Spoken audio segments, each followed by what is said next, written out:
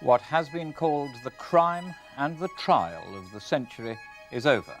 The Yorkshire Ripper has been given a life sentence. The police currently have 8 formal allegations against Sir Jimmy Savile, 2 of rape and 6 of indecent assault.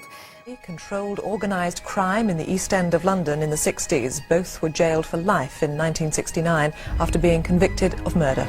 Ronnie Cray died in hospital 2 days after collapsing in Broadmoor Prison, where he'd been since 1969.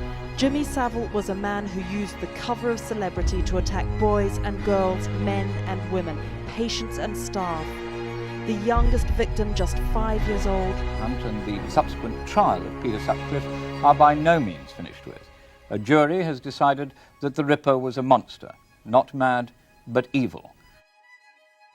Hi, welcome to True Crime Time. I'm your host Ruby Ridgewell, and today we're going to be talking about Britain's oldest and most infamous psychiatric hospital, Broadmoor. Broadmoor was opened in 1863 and was originally known as the Broadmoor Criminal Lunatic Asylum. The original building plan of 5 blocks had 4 for men and 1 for women, and was completed in 1868. A further male block was built in 1902. During the First World War, Broadmoor's Block 1 was also used as a prisoner of war camp called Crownthorne War Hospital for mentally ill German soldiers. John Straffan was a serial killer who was the longest serving prisoner in British history. After killing 2 young girls in the summer of 1951, he was committed to Broadmoor, and in 1952 he managed to escape. In the 24 hours he was at liberty, he managed to kill 5-year-old local child Linda Bower. After Linda Bower's death, the hospital set up an alarm system, which is activated to alert people in the vicinity, as well as the public, including those in the surrounding towns of Sandhurst, Wokingham, Bracknell and Bagshot, when any potentially dangerous patient escapes. It's based on the Second World War air raid sirens, and a 2-tone alarm sounds across the whole area in the event of an escape. Until 2018, it was tested every Monday morning at 10 AM for 2 minutes, after which a single all clear tone was sounded for a further 2 minutes. All schools in the area must keep procedures designed to ensure that in the event of a Broadmoor escape, no child was ever out of direct supervision of a member of staff. Because of its high walls and other visible security features, and the inaccurate news reporting it's received in the past, the hospital is often assumed to be a prison by members of the public. Many of its patients are sent to it via the criminal justice system, and its original design brief incorporated an essence of addressing criminality in addition to mental illness. However, the layout inside and the daily routine are designed to assist the therapy practiced there, rather than to meet the criteria necessary for it to be run along the lines of a prison in its daily functions. However, nearly all the staff are members of the Prison Officers Association, as opposed to other health services and unions such as the Royal College of Nursing and Unison. Broadmoor uses both psychiatric medication and psychotherapy, as well as occupational therapy. One of the therapies available is the arts, and patients are encouraged to participate in the Kessler Award Scheme. From its opening in 1863 until 1948, Broadmoor was managed by a Council of Supervisions, appointed by and reporting to the Home Secretary. Thereafter, the Criminal Justice Act of 1948 transferred ownership of the hospital to the Department of Health and the newly formed NHS. An oversight of the hospital went to the Board of Control for Lunacy and Mental Deficiency, established under the Mental Deficiency Act of 1913. It also renamed the hospital Broadmoor Institution. The hospital remained under the direct control of the Department of Health, a situation that reportedly combined notional central control with actual neglect, until its establishment of the Special Services in 1989, with Charles Kay as its first chief executive. Alan Franey ran Broadmoor from 1989 to 1997, having been recommended for the post by his friend Jimmy Savile, His leadership was undermined by persistent rumours of sexual impropriety on the hospital grounds. Allegedly, he ignored at least 3 sexual assaults that he'd been informed about. The Special Hospital Service Authority was abolished in 1996, being replaced by individual special health authorities in each of the high-security hospitals. The Broadmoor Hospital Authority was itself dissolved on the 31st of March 2001. From at least 1968, the television presenter and disc jockey Jimmy Savile undertook voluntary work at Broadmoor Hospital and was allocated his own room, supported by Broadmoor's CEO Pat McGrath, who thought it would be good publicity. In 1987, a minister in the Department of Health and Social Security, Baroness Trumpington, appointed Jimmy Savile to the management board in charge of Broadmoor Hospital. He was being referred to as Dr. Savile by both the Department of Health and Social Security, Broadmoor staff and residents, despite having no medical qualifications or training. In August 1988, following a recommendation by Cliff Graham, the senior civil servant in charge of mental health at the DHSS, Savile was appointed by the Department of Health Minister Edwina Currie to chain an Intermark task force overseeing the management of the hospital, following the suspension of its board. Currie privately supported Savile's attempts to blackmail the Prison Officers Association and publicly declared her full confidence in him. After an ITV1 documentary, The Other Side of Jimmy Savile, aired in October 2012, allegations of sexual abuse by Savile were made, or remade, by former patients and staff. The civil servant who first posted Savile's appointment in the task force for Broadmoor, Brian McGuinness, who ran the mental health division at the DHSS in 1987, before Cliff Graham, has since been investigated by the police and prevented from working with children. A Department of Health investigation led by former barrister Kate Lampard into Savile's activities at Broadmoor and other hospitals and facilities in England, with Bill Kirkup leading the Broadmoor aspects, reported in 2014 that Savile had used a personal set of keys at Broadmoor from 1968 to 2004, which were not formally revoked until 2009, with full, unsupervised access to some wards. 11 allegations of sexual abuse were known. This is thought to be a substantial underestimate, due to how psychiatric patients in particular were disbelieved or put off from coming forward. In 5 cases, the identity of the alleged victim could not be traced, but the other 6 were concluded and they had been abused by Savile repeatedly in the case of 2 patients. The investigation also concluded that the institutional culture in Broadmoor was previously inappropriately tolerant of staff-patient sexual relationships, and that when there were female patients, they were required to undress and bathe in front of staff members, and sometimes visitors. A shocking failure to ensure a safe or therapeutic environment for female patients had already been revealed in a 2002 inquiry, prior to Broadmoor becoming male-only. In 2010, a female charge nurse received a suspended prison sentence for engaging in sexual activity with a patient at the hospital.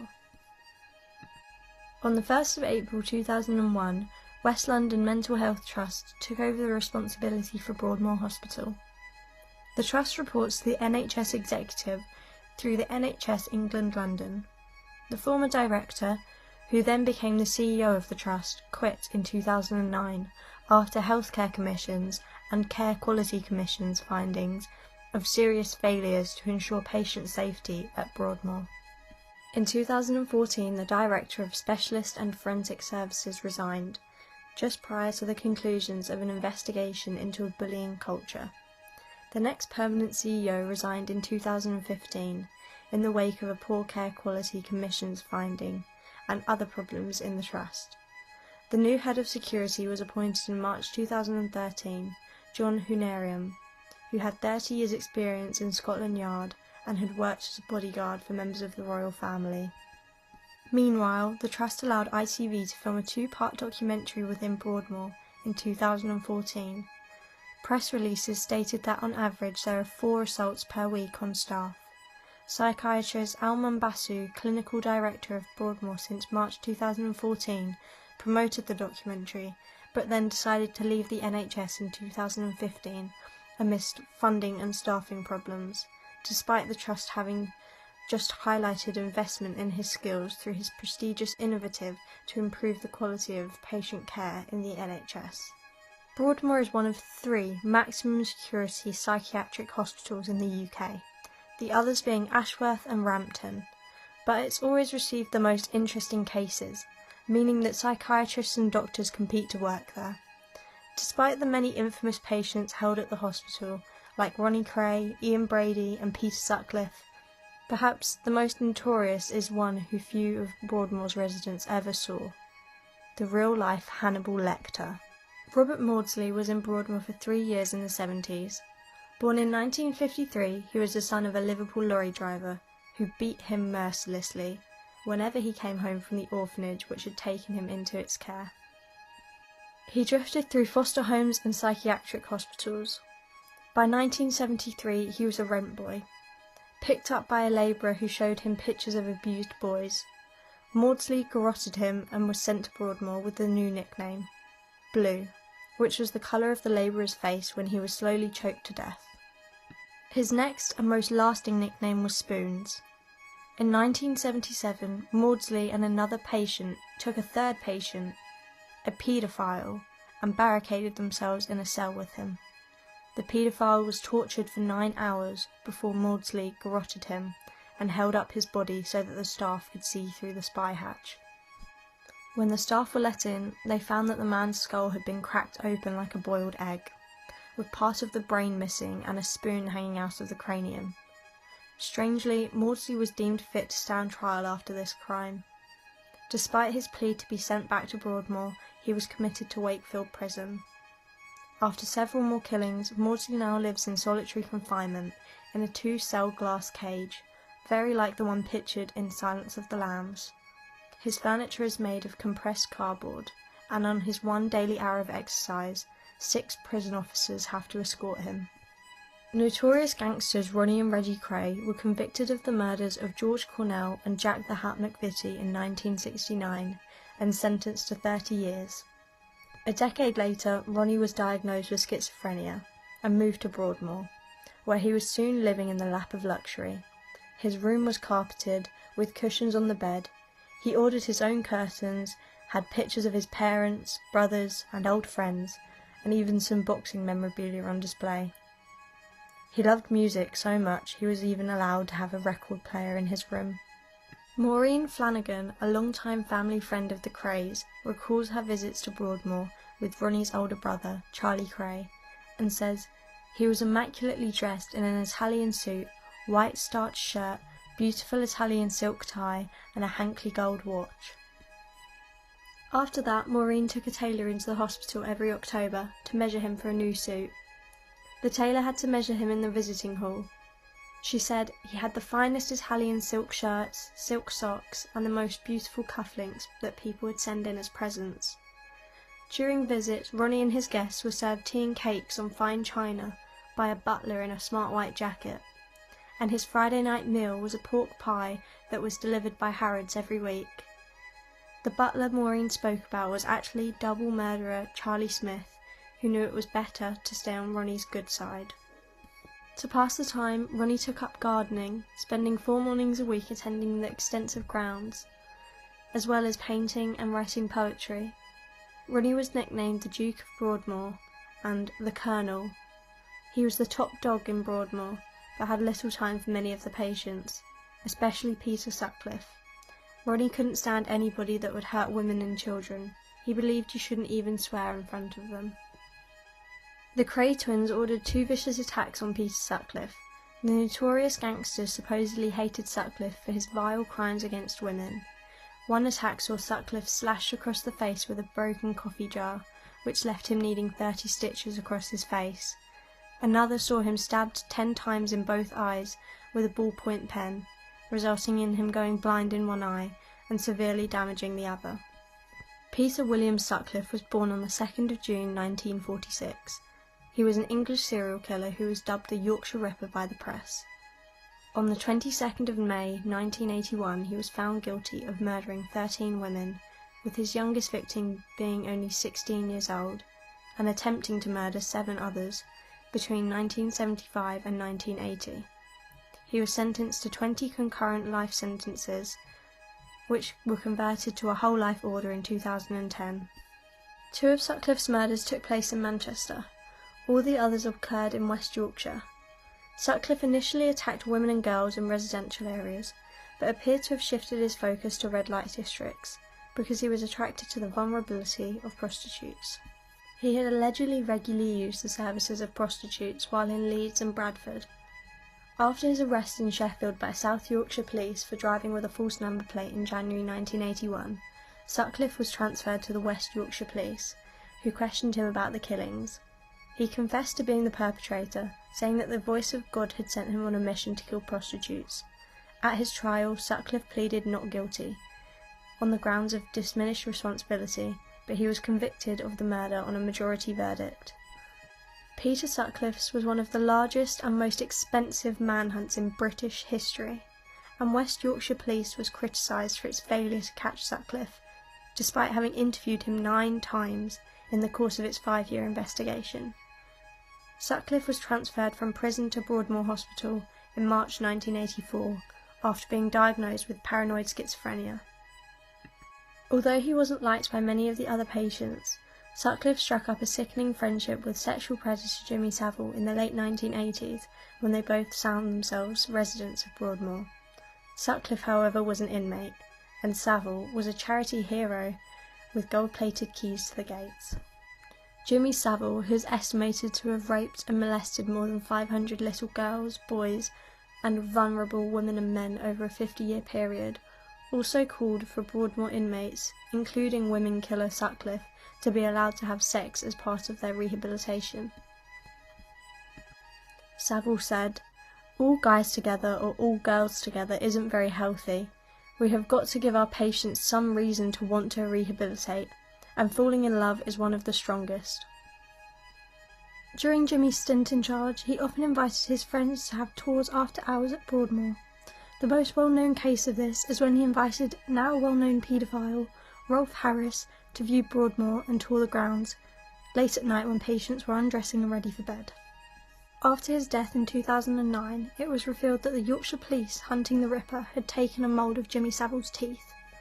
They wanted to see if they were a match for bite marks found on one of the victims of the Yorkshire Ripper, Irene Richardson, who was only 28 years old.